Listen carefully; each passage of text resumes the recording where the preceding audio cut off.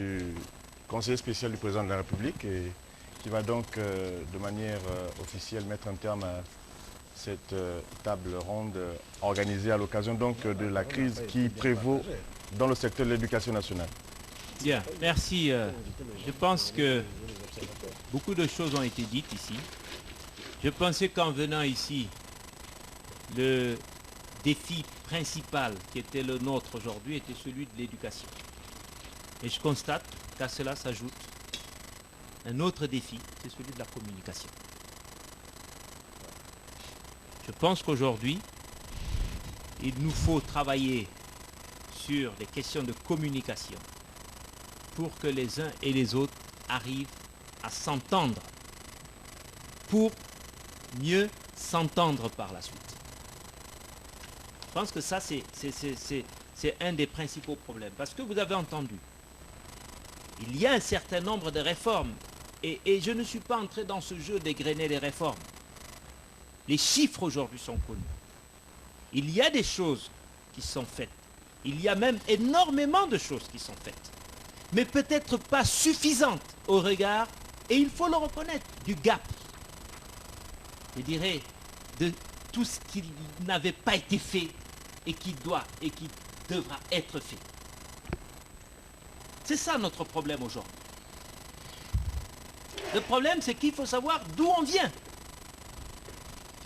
D'où on vient. Et je vous ai dit qu'il y a un rapport sur la table du chef de l'État qui a demandé à ce qu'il soit rendu public et qui fait le bilan de 10 années d'éducation de 2002 à 2012. Et vous verrez, vous allez être surpris. Parce que là-dedans, il y a beaucoup d'idées reçues. À tort ou à raison. Il y a, je dirais, des choses qui sont peut-être entretenues ou tout simplement parce que les gens les ignorent, mais qui vont permettre de rétablir un certain nombre de choses et surtout d'alimenter la réflexion au niveau du débat public. Donc ça, c'est quelque chose que je peux vous promettre. Mais il faut que nous comprenions une chose. La population gabonaise est extrêmement jeune. Les jeunes aujourd'hui sont plus nombreux. Et que cette jeunesse-là, nous devons la préparer. Nous devons l'éduquer. Parce que sinon, nous autres là, qui avons déjà franchi ce cap de la jeunesse, nous allons le payer très cher. Et c'est ce que j'ai toujours dit aux étudiants. Je dois travailler aujourd'hui pour que demain, ils puissent à leur tour m'entretenir. On le voit aujourd'hui, la question des retraites, etc. Donc nous avons intérêt à former une jeunesse correctement, en adéquation avec, je dirais, nos forces, nos faiblesses, pour que demain, notre jeunesse ne connaisse pas, je dirais, le chômage tel qu'il est connu à travers le monde. Je pense que tout le monde suit l'actualité. Les problèmes au Gabon ne sont pas spécifiques au Gabon. C'est des problèmes aujourd'hui, je dirais, peut-être liés à la mondialisation. Mais nous avons à relever ce défi parce que déjà, nous sommes une population très peu nombreuse et donc nous avons aujourd'hui les moyens de nous asseoir et de faire en sorte que cette jeunesse puisse apprendre dans de bonnes conditions pour pouvoir continuer la suite et faire peut-être ce que nous n'avons pas su faire. Donc, pour conclure, il faut qu'on fasse le choix, soit de laisser nos enfants, et je le répète, à la maison, ou de les mettre dans la rue, ou bien de les ramener dans les salles de classe avec des enseignants devant. Vous avez dit que vous allez retourner vers vos bases. Je pense qu'aujourd'hui est un jour nouveau, dans la mesure où l'administration que vous dites n'avoir pas vue depuis très longtemps est là en face de vous. On a vu aussi des choses qu'on a très peu vues et rarement dans le passé, deux ministres venir faire une déclaration commune. Ça veut donc dire là aussi que les choses changent, que la volonté de communication du chef de l'État, du gouvernement est là, présente. Maintenant, nous devons l'organiser de façon à en tirer le maximum de choses bénéfiques pour tout le monde.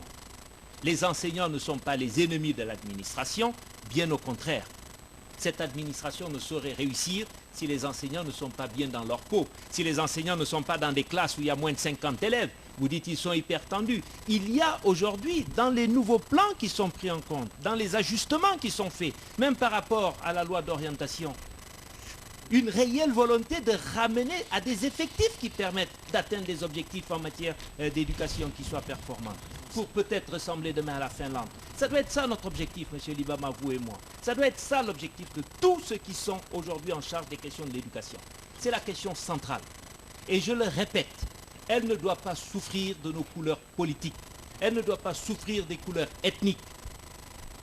Et ça, si nous y arrivons, je peux vous dire que le Gabon prospérera pour très longtemps. Parce que nous avons un pays qui est béni, sous plusieurs angles. Ne faisons pas en sorte que cette bénédiction nous quitte.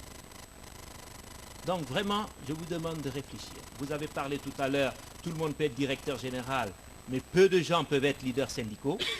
Je vous appelle maintenant, avec le charisme qui est le vôtre, avec, je dirais, le pouvoir que vos camarades vous ont confié, à pouvoir leur demander de faire en sorte que cette situation, que cette spirale s'arrête et que chacun prenne conscience de son rôle et de sa responsabilité et que nous allions de l'avant. Voilà, monsieur le directeur général, ce que je voulais dire. Et je pense que nous avons tous à gagner que les choses aillent dans le bon sens et que nous tirons tous ensemble dans le bon sens. Je vous remercie. Voilà, c'est nous qui vous remercions.